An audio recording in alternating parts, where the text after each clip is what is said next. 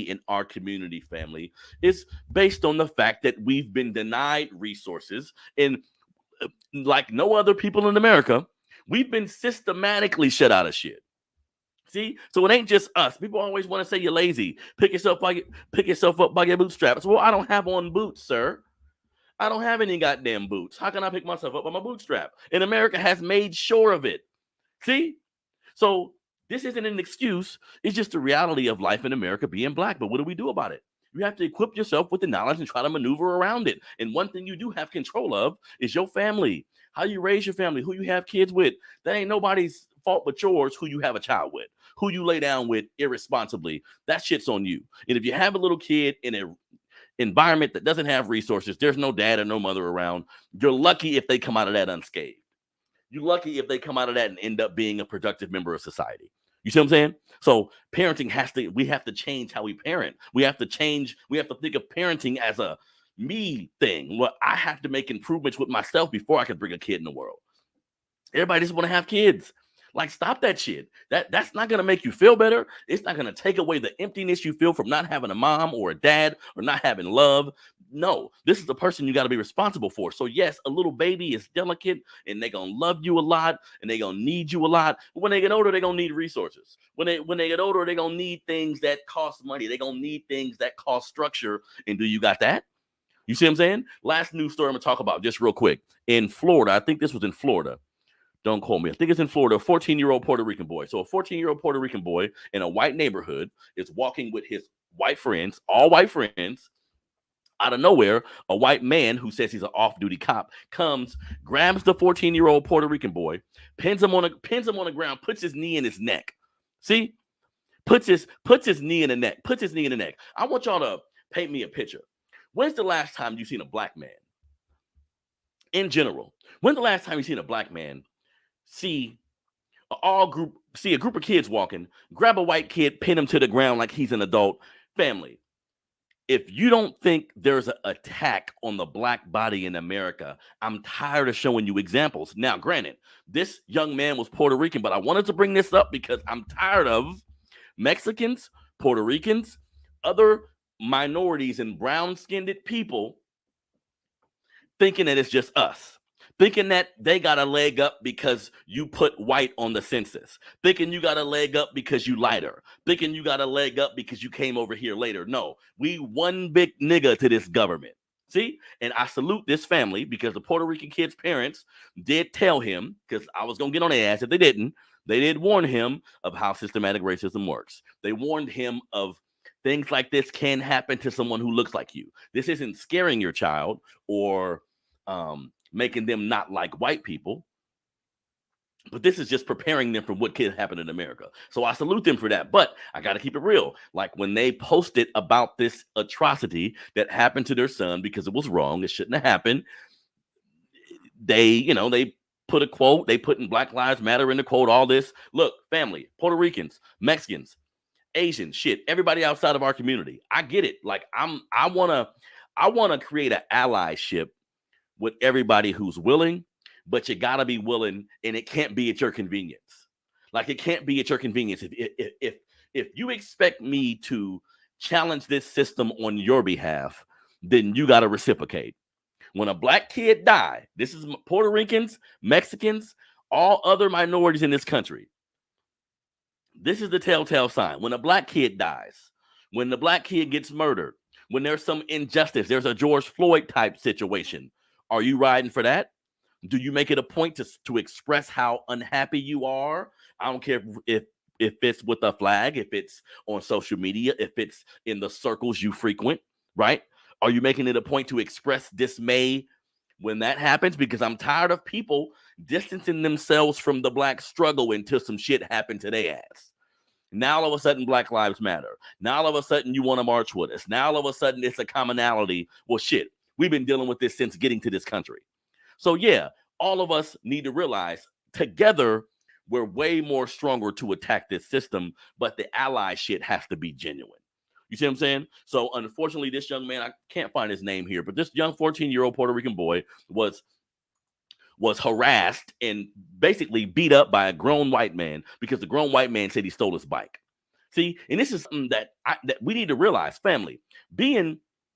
Think about like how we think about shit as African people. My son is around the same age. My son just turned 15 today. Happy birthday to my son, Seth. Just turned 15 years old. Love you, boy. Check it out. If somebody steal his bike, even if I know a kid stole his bike and I go outside and see the kid about to take off with the bike, I'm going to take the bike, talk to the kid, tell him what are you doing, pinning him to the ground like a criminal. I don't give a fuck what nobody say. This is unlawful. Like, this family should sue this man. And I'm going to be honest. Sometimes, and look, I'm not inciting anything. I'm not telling anybody what to do. But sometimes relying on this system, relying on the system that we need to sue people, put people in jail, sometimes we just need to whoop somebody's ass. Like, I'm not talking violent like shoot, kill, unless we need to go there. But in general, for instance, this man, if there's a brother or somebody walking by and seen this gentleman accosting a young black man, we got to jump on his ass. See, we got to put fear to the side and jump on his ass, because I think this is a part of the reason why we keep getting picked on. If not a large part, a very significant part about like why we continue to have shit happens. When people fuck with us, we don't do nothing. This is the reality of it. Now, look, if we don't want to go, if we don't want to get into some war shit, cool. Then we need to get into some political shit. We need to get into some putting our money together, so when things happen, we can react as a group. Think about it. Asian kids don't get shot. I'm sorry to tell you this, family. Asian kids don't get shot. Young white kids don't get shot. Young Mexican kids just ain't getting shot in this country. The Asian hate bill came hella fast because we owe China. Like money, power. See, we are, in this country, we are extremely powerless. Like, think about how things can move and shake if something happened to us in Africa was like, until y'all treat African Americans right, this won't happen. Until you treat black folks right, that won't happen. Think about that. We have no home country, family. We're a stolen African in a foreign land that we kind of helped build. This is some weird shit. You see? So no wonder the anti-lynching bill is still on the goddamn ballot. Anti-lynching? I mean, shit. We've been stopped getting lynched. We get lynched in a different way now, but y'all got to think about it. We're fucked. This country don't give a fuck about your black ass. They're debating. They're debating should you get lynched today, 2022. They're thinking about it.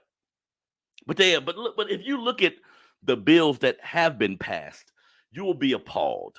It's just all kind of frivolous shit. A lot of it don't got nothing to do with your day-to-day life. But we getting killed by cops. We getting harassed by white supremacists. They shooting up our schools, shooting up our shit. But an anti-lynching bill can't get passed? Yeah, that says fuck your black powerless ass. See? So when I see black parents like this couple that just killed this 2-year-old boy, this is nigga shit. When I see young black men shooting at other black men but end up hitting a 5-year-old kid, all this is detrimental to us. All of it. And until we realize that, we can march, we can pray to whoever the fuck you looking up to. We can get involved in certain political atmospheres. People want to hit me with this is why Republicans are better. This is why Democrats are better. Both of them have historically fucked us over, right? Can we admit both parties are pretty much racist, right? So who gives a shit if you Democrat or Republican? How do you feel about your people? Because those two entities really don't. They act like they do, but they don't. The Democrats look in your face and say, fuck you. The Republicans smile on your face and say, fuck you. What's the difference? They both saying, fuck you. You see what I'm saying? So fuck a political party. Get with black people around your community and make changes. Get with black people around your community who are saying, look, we're going to raise money to get this person elected. We're going to raise money and use this block of money as a source of influence to get said thing passed or said bill put into play, whatever the case may be. But if we don't bring money to the table, your vote's not going to get it. Did you know that? I know you feel like you're doing something. That's America's job, to make you feel like you're a part of the process when you're really not. You go behind the window, you do your vote, you put on your goddamn sticker, you take a picture. You just did nothing. You just wasted 25 minutes. You could have fared better just going to the neighborhood you grew up in and mentor a kid. Pick up some trash in the neighborhood. Give a bum some money. Like, do some actual shit. Go to an event in your neighborhood and help out some way, right? That's more effective than you just going and giving your goddamn vote with no money, no influence, no resources, no nothing. Who gives a shit about your vote? See? Yeah, of course they're going to pander to you when it's time to vote because our numbers do help. Our numbers do help, right? Like our numbers in the block help, but it just helps to get somebody elected who gonna lie to us, and then once they get in there and say, "I told you I was, but now I'm not," what you gonna do about it? You see what I'm saying? So fuck all that shit. I back up from presidential elections. I don't do the worst of the two evils. You can't tell me you want to eat shit from a cow or shit from a moose. I mean, shit is shit. I don't want none of it. So I'm gonna back out and say I don't like the candidates. I'll wait. Present me with somebody that I like. See? But even deeper than that, we should be waiting until we can vote as a block of black people. We vote together. We say, here is the reason why the LGBTQ movement is all in your goddamn